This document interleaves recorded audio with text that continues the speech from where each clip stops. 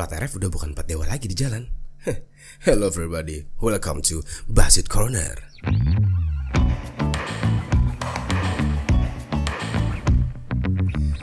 Halo semuanya, apa kabar? Ketemu lagi sama gue Basit di Basit Corner. Sekarang gue mau bahas tentang plat RF di jalan gitu kan. Karena baru-baru ini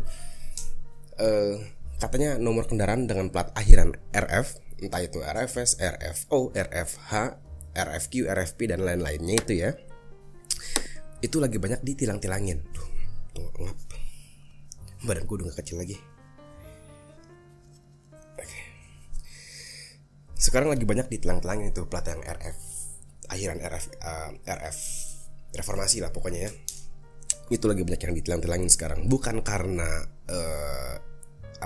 itu bukan karena pencitraan atau gimana, tapi memang polisi sekarang yang lagi rame-rame ini nih, plat-plat yang akhiran RF itu lagi banyak yang ditilang-tilangin. Sebenarnya masalahnya itu ini cukup cukup simpel sih, karena ngelanggar ganjil genap ya kan, terus karena strobo gitu kan. Nah ini dari tempo.com yang gue dapet nih. Jadi itu pelanggarannya menurut tempo.com, dan jumlah totalnya tuh ada 304 mobil plat dengan nomor RF itu ditilang dengan berbagai pelanggaran gitu kan. Nah terus ada yang nanya, emang kenapa sama plat RF? Apa yang salah? Nah ini gue kasih tahu dulu sama lu pada ya. Jadi gini, plat RF itu ya, itu maksudnya itu adalah kode reformasi. RF tuh reformasi ya kan. Nah dan itu untuk nunjukin bahwa lu itu adalah pejabat sipil ya kan, pejabat sipil betul. Dan karena itu karena plat RF itu cuman hanya untuk, sebenarnya peruntukannya hanya untuk pejabat sipil dengan kode tertentu, tapi banyak juga masyarakat sipil umum itu pakai plat RF supaya punya privilege lah gitu di jalan gitu kan, dengan aparat-aparat di jalan gitu. Nah yang sebenarnya itu yang harusnya dipakai sama pejabat doang, tapi masyarakat umum juga banyak yang pakai. Jadi banyak juga pengusaha-pengusaha tahu yang anaknya itu dikasih mobil, tapi si anak ini ngeganti platnya itu nge-custom dengan plat RF. Nah sekarang pertanyaannya gitu kan, apakah plat RF itu boleh dipakai sama masyarakat umum atau enggak? Ataukah orang-orang kaya ini mau ngambil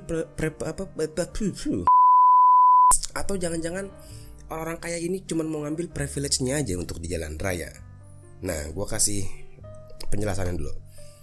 Gini, jadi warga sipil tuh boleh pakai plat RF, tapi 4 angkanya itu yang paling pertama jangan pakai nomor angka 1. Katanya itu kode khusus kerahasiaan negara gitu. Jadi lo nggak bisa itu nggak bisa diubah yang plat. Jadi kalau lo mau pakai plat RF, nomornya itu 1, 2 atau 3 digit. Kalau 4 digit atau depannya angka 1 apalagi itu nggak boleh, karena kombinasi 4 angka terus depannya angka 1, terus ada RFS gitu kan. S itu kalau nggak salah sekretariat, RFD itu reformasi untuk menunjukkan bahwa lu adalah pejabat angkatan darat, RFU angkatan udara, gitu-gitulah pokoknya. RFQ, RFZ kalau nggak salah ya, itu untuk eselon kelas 2 di bawah kalau nggak salah gitu. Jadi kayak gitulah pokoknya kombinasinya gitu, kecuali ente ponakannya Bapak Luhut. Nah terus dari lu pada mau nggak lu bikin plat RF buat lu pribadi? Kalau lu punya wewenang, lu punya duit gitu ya. Kalau buat motor boleh sih, gue mau sih gitu. Jadi biar disangka pejabat gitu gue ya kan. Nah, atau gue boleh pakai RFP atau RFPP. Jadi gue itu reformasi pejabat pemuda Pancasila. Ya kan ada dong pejabat di PP ya kan, masa nggak ada. Tapi gini ya, kalau gue pribadi, kalau gue ditanya, Bas lu mau nggak pakai plat RF gitu, kalau gue pribadi ya, gue sih enggak loh. Kenapa? Karena gue mau yang biasa-biasa aja gue kalau di luar. Jadi kalau apa ya, kalau gue misalkan gue udah punya mobil BMW misal gitu kan, berandai-andai misalkan gitu, terus gue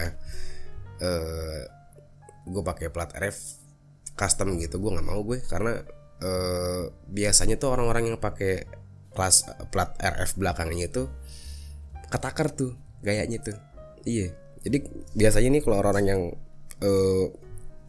bokap-bokap gitu ya kan, biasa mobil Pajero atau enggak Innova atau apa gitu kan, terus dia custom plat RF gitu, biasanya kayak ketakar. Kenapa ya? Jadi pasti tuh orang itu agak gede, perutnya agak muncung, pakai celana taktikal, kalau ngomel apa kamu pasti gitu. Apalagi kalau pakai strobo, enggak lah anjir, males banget gue. Bukan gue banget, gue enggak searogan itu kalau di jalan. Gue kalau misalkan di jalan kayak cuman orang nyenggol gue ya gue ngomel lah gitu kan. Tapi kalau buat gue ngambil privilege biar lebih cepat untuk sampai ke tujuan, terus gue pakai strobo gitu kayak gitu, gue enggak. Justru gue paling sebel sama orang yang, jadi lu sering gak sih di jalan gitu ya, terus lu lagi naik motor misalkan atau mobil gitu, terus tahu ada belakang lu ada suara strobo sirine gitu gitu, pas lu lihat plat nomornya merah kagak ya kan, terus juga di plat juga nggak ada bintang-bintang acan, nih siapa ini pakai strobo, apalagi pakai dikawal gitu kan. Kalau yang udah tahu gitu kan, pas lihat RF-nya mungkin dia pakai RFS gitu kan, terus nomor digitnya cuma 3, nih warga sipil belaga banget gitu. Karena kalau misalkan lu pejabat itu biasa itu 4 angka brother, 4 angka, angka 1 tuh di paling depan, jadi katakanlah 1445 gitu, 1991, nah, terus belakangnya baru RFD gitu. Itu kombinasi angka sama hurufnya bahwa lu pejabat sipil gitu, pejabat suatu instansi lah gitu ya kan. Terus ada yang nanya, emang berapa sih buat bikin plat RF? Emang bisa? Ternyata yang kita tahu dari dulu kan tuh plat RF itu cuman dipakai sama pejabat gitu kan, terus atau enggak orang-orang kaya yang beli plat RF ke Samsat gitu dengan duit gitu kan, sehingga kita ada asumsi bahwa ini orang kaya beli plat RF biar punya privilege di jalan gitu. Enggak, sebenarnya ternyata itu ada undang-undangnya gitu kan. Ntar lo cari deh undang-undangnya, undang-undang nomor berapa gitu, gue lupa. Jadi memang itu dibuka buat umum juga, buat publik juga. Kalau lu mau nge-custom nomor kendaraan lu dengan RF, itu bisa gitu, karena itu disebutnya juga cuman custom plat nomor aja, yang dimana lu pun bisa pakai RF. Tapi kalau lu pakai RF, kodenya itu cuman 3, 2 atau 1 digit di nomor angkanya itu loh. Jadi mungkin lo B169 3 digit kan, RF S, RF D gitu. Itu boleh katanya. Kisarannya berapa harganya? Nanya gue nih. Oke, gue jawab. Bisa. Itu tergantung dari digitnya.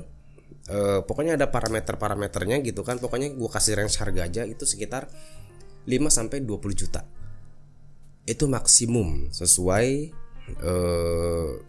di undang-undang, pokoknya maksimum 20 juta. Kalau lo lebih dari itu bisa dipastikan Anda memakai calo gitu. Dan terus setelah lu udah tahu harganya, lu mau tahu lagi cara buatnya di mana?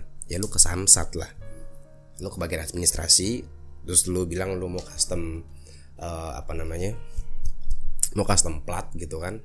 Ya itu tadi nanti harganya bakal dikasih. Tapi lu mending sendiri, jangan pakai calo. Kalau pakai calo lu bisa kena gede, asal tembak aja. Sama satu lagi, kalau lu misalkan sekarang nih, kalau lu misalkan ke instansi administratif gitu ya, Samsat, kelurahan atau kejaksaan atau apapun untuk ngurus sesuatu, kalau ada calo, kalau lu mau pakai calo, soalnya gini. Jadi ada temen gua mau ngurus ke Samsat, terus dia pakai calo. Abis itu calonya ini minta foto dia dengan KTP. Bahaya kan? Nah kalau orang yang nggak tahu, dia ngelakuin, data lu bisa kemana-mana brother. Nah, itu hati-hati kalau lu misalkan lu mau ke suatu instansi administratif, pastiin kalau ada calo yang minta kayak gitu jangan sampai lu mauin, lu tolak aja gitu, bahaya itu. Nanti bisa keganggu semua privacy lu ntar kan, KTP lu kena, foto selfie lu ada gitu. Jadi kalau lu misalkan ke suatu instansi yang yang butuh ngurus sesuatu, kalau pakai calo, kalau dia minta foto KTP sama foto selfie lu jangan mau, oke? Dan apalagi ya soal plat RF ya, gua sebenarnya jadi gue setelah gue tahu ini ternyata ya dulu tuh gue agak-agak sebel sama orang-orang yang belaga pakai plat RF, karena asumsi gue dia hanya nggak beli ngebeli plat nomor untuk biar disangka pejabat, biar dia di jalan punya privilege. Dulu gue sebel tuh sama yang kayak gitu-gitu, karena gue belum tahu kan, karena kombinasi angkanya itu kan. Tapi setelah gue tahu sekarang nih, ya udah gitu. Tapi permasalahannya ada yang 3 angka, which is itu punya warga sipil, cuman custom doang, tapi dia kok terkadang itu dia dipatwal sama polisi. Kok bisa ya? Nggak tau lah. Ya udah, paling segitu dulu konten gue, monolog pertama gue nih. Kan biasanya gue podcast ya, jadi karena saya habis pindah studio, jadi ya gitulah. Oke. Jadi ini bukan podcast, ini monolog pertama gue. Bukan monolognya apa ya? Yang YouTube lah pokoknya ya. Ini konten gue sendirian dan agak-agak canggung bang kayak emang. Ya oke, segitu dulu. Oke, see you and ciao.